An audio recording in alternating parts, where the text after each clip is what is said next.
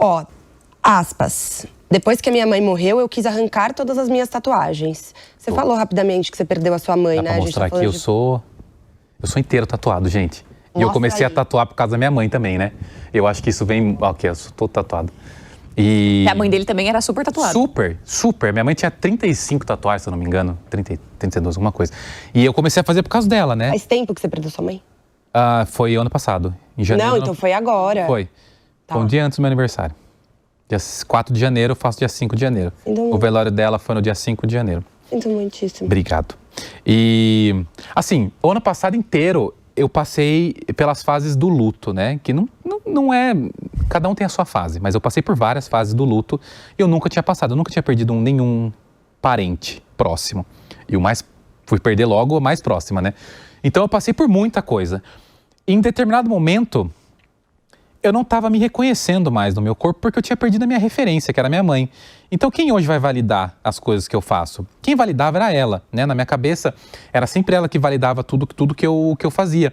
Mesmo eu tendo 36 anos, 35, 34, e eu sou filho único, na minha cabeça era sempre ela que validava tudo que eu fazia. Tudo que eu fazia era uma forma de mostrar também, olha onde seu filho tá, olha que legal tudo que eu tô fazendo. E aí, como ela era minha referência de pessoa que fazia tatuagens, e ela sempre apoiou, ela sempre fazia a dela e deixava paga a minha. Então eu sempre ia lá já com a tatuagem paga. Então eu me senti no momento em que eu não me reconhecia mais e eu queria tirar, eu queria arrancar todas, né? Nem sei se dá para arrancar todas, mas enfim, eu até procurei, eu pesquisava na internet, pensava como é que fica depois de tirar tudo. Porque eu estava num momento que eu não me reconhecia. Mas era mais uma fase do luto, em que eu tinha perdido a minha referência, então eu estava perdendo algumas coisas que eu considerava que ela deveria dar essa validação para mim. Eu te digo que esse foi o menor das dificuldades que eu passei do luto, porque realmente, esse ano eu não considero que eu estou no luto, mas eu considero que hoje eu tenho o luto dentro de mim. Ele já é uma coisa que faz parte de mim, eu sou uma outra pessoa completamente diferente. Mas o ano passado não era eu, o ano passado eu fiquei com várias crises existenciais mesmo, do que eu acreditava, do que eu deixei de acreditar. Por exemplo? A minha família toda é espírita, né? Então, eu cresci num ambiente espírita.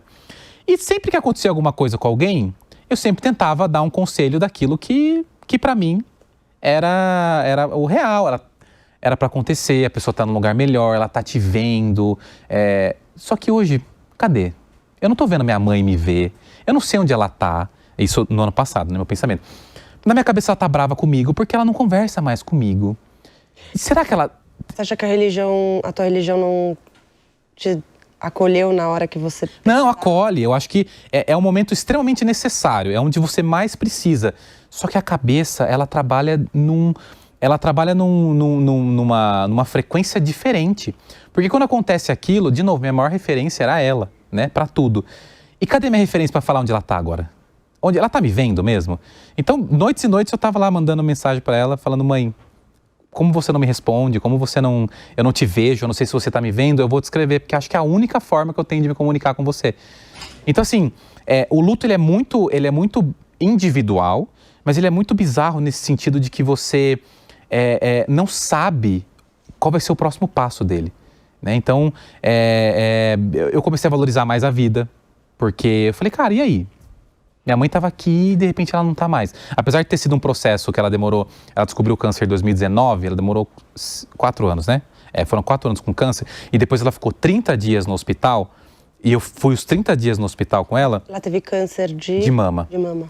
E sofreu metástase, e depois ela acabou falecendo por conta de por causa de um líquido na pleura, e acabou depois tendo falência dos órgãos.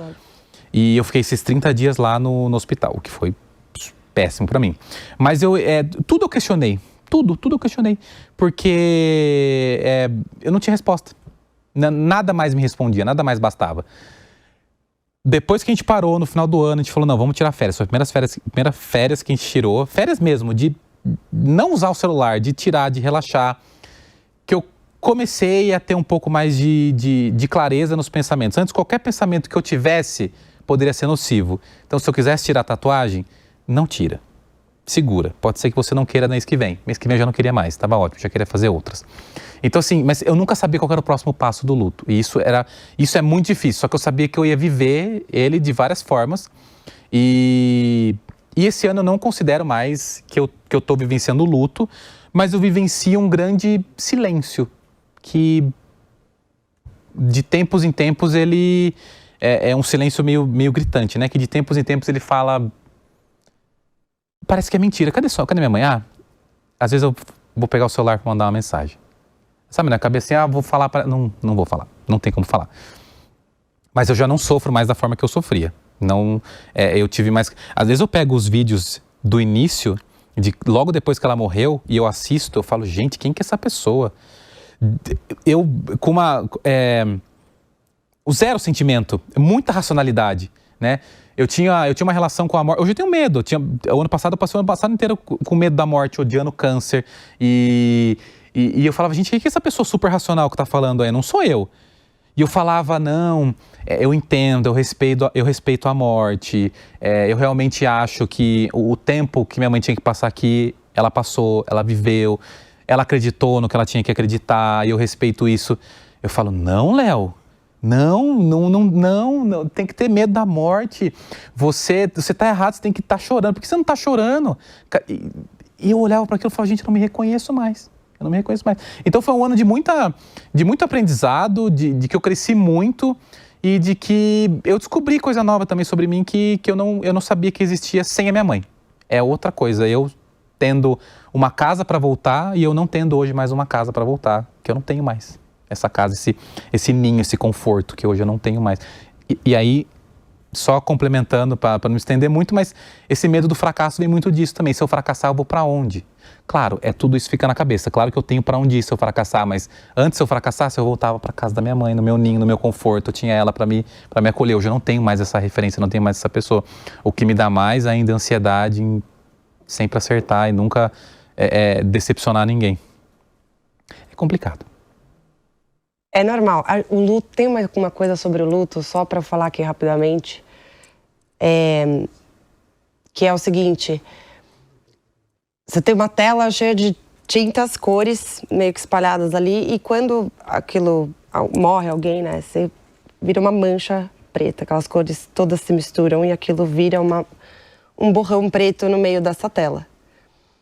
E aquilo, não adianta você jogar outras tintas, porque aquele buraco, ele fica. Então, o luto, né, o processo de construção do luto, ele vai um pouco nesse entorno. Ele sempre tá ali.